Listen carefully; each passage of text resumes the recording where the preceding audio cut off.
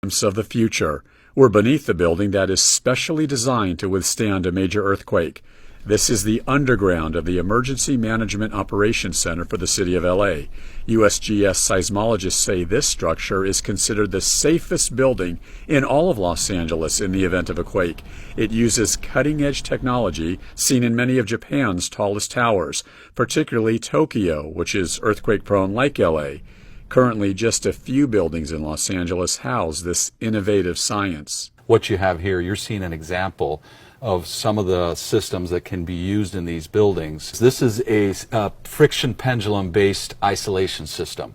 What this does is, you see it's tied to the building, but also these pillars go 30 to 40 feet to the bedrock.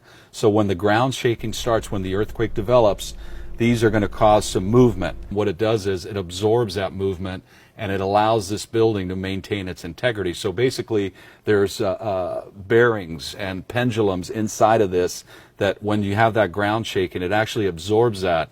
Remember, we do have different faults in Los Angeles, so you could get a lateral type movement, which this isolator can handle, but we also have vertical movements. And we do have different isolators that you can notice here, which would handle that type of movement as well. Picture a vehicle.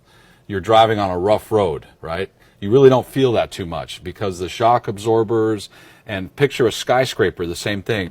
Ibsen says this is kind of like a floating building suspended in air. Nothing makes contact with the ground. You're looking at the plumbing is suspended, the heating and air system is suspended, the stairwell is suspended, the electrical cabling is suspended.